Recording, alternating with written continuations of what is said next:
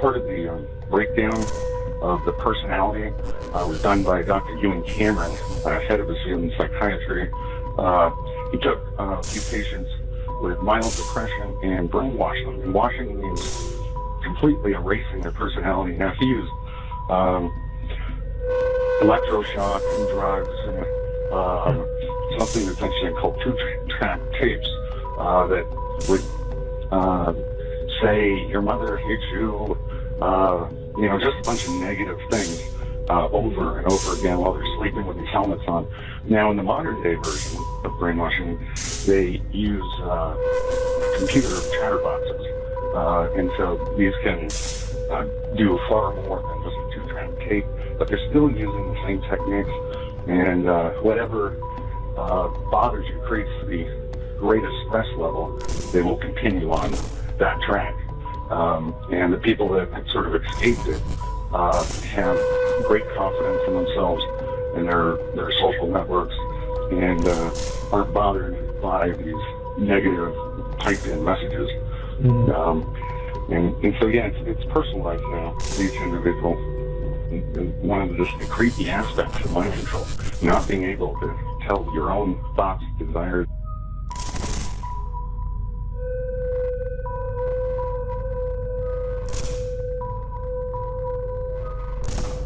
feelings from those injected.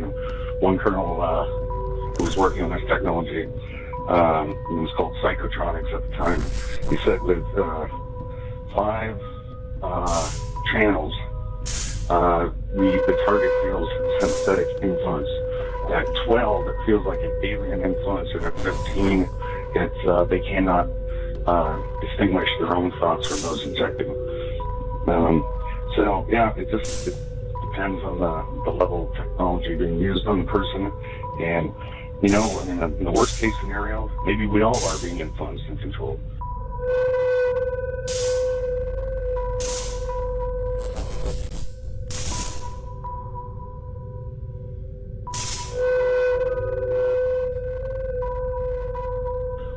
And subliminal messages being piped into our dreams and our heads. And hopefully it's not that bad, and they're just working on targeting specific individuals, which makes their weapon system much more powerful than just blanketing over a population. They're testing every aspect of mind control, and they have really conquered the human mind. And one of the more interesting aspects is that of remote influence. Now, remote viewing has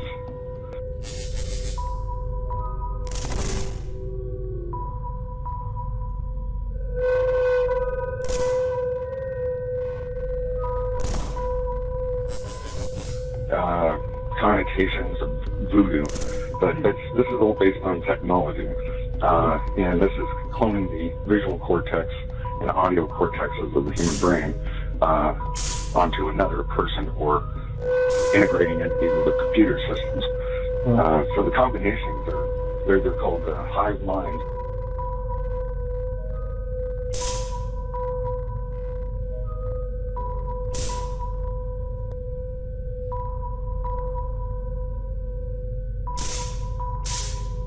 So if you're trying to create a really efficient work group, the CIA right now uses about 3 or 4 people in a group, and they synchronize their brains, their minds, and their major rhythms, and that's when secrets begin to sleep, as Colonel John Alexander said.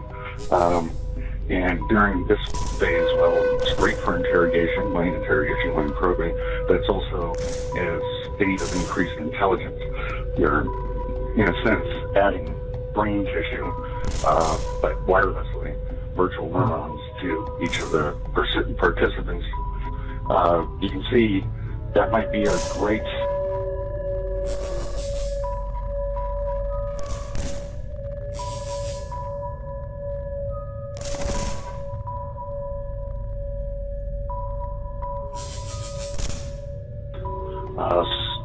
swarm theory, they call it, by the Rand Corporation, or Beowulf clusters.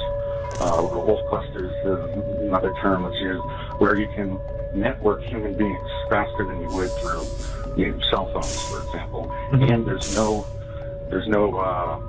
evidence of it. So the brain itself is the receiver, and the active sensing technologies are able to pick that up.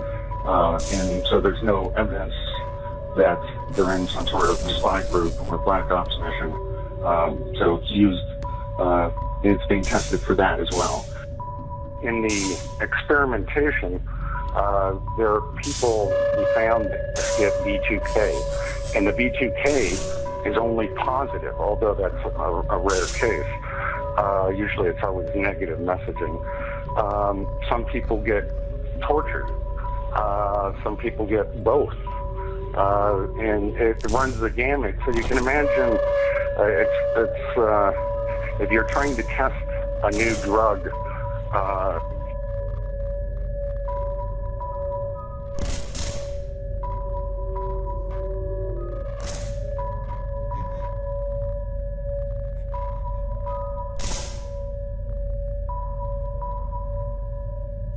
you want a random sample, and you want to pull out all the different variables, and it's called discriminant function analysis.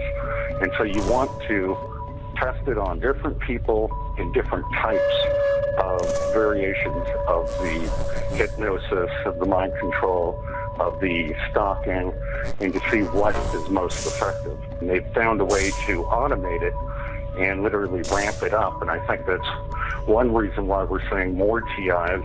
It could be also that more TIs have access to the internet, and that's helping people get together and share notes. But it does look like it's being ramped up. Yeah, and to me it looks like it's going more toward a societal or a large span of people, crowd control, the thought control of a nation type of thing. I mean, that's right. It's not going to just be, controlling this one and that one individually. It almost seems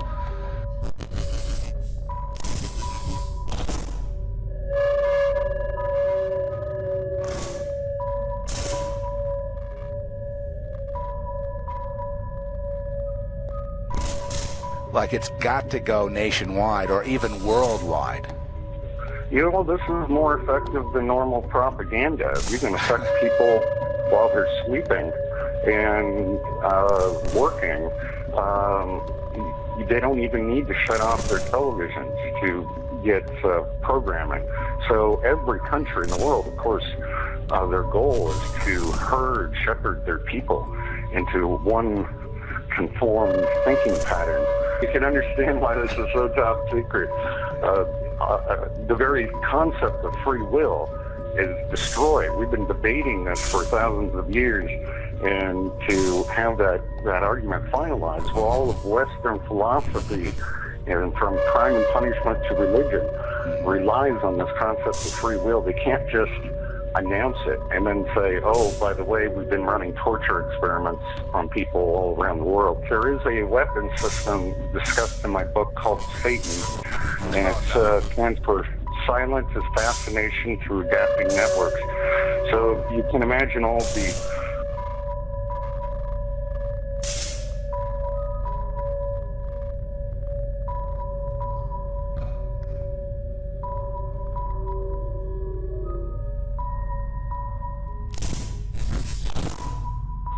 you have a behavioral modification tool, weapon. You can have dial-in lethality simply by manipulating the humans themselves to hurt themselves. And it uses all the best medical discoveries except in the negative. Fire can be used to heat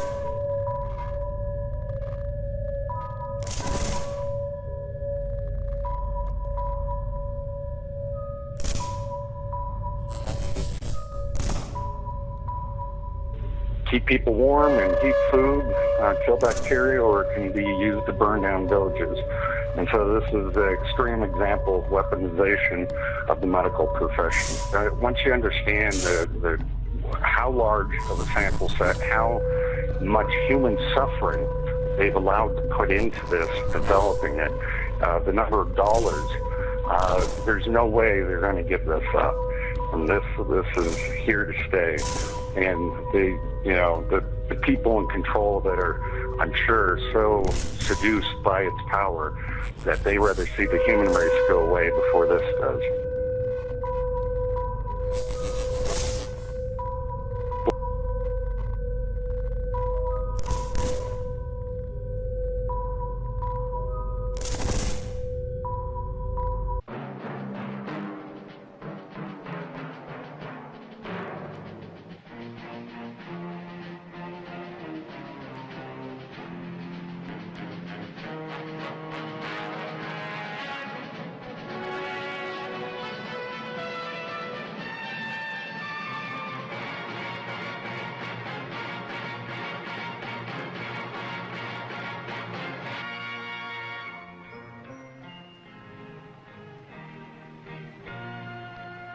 Some people have a deep, abiding respect for the natural beauty that was once this country. And some people don't. People start pollution. People can stop it. Write for Pollution Booklet Box 1771, Radio City Station, New York.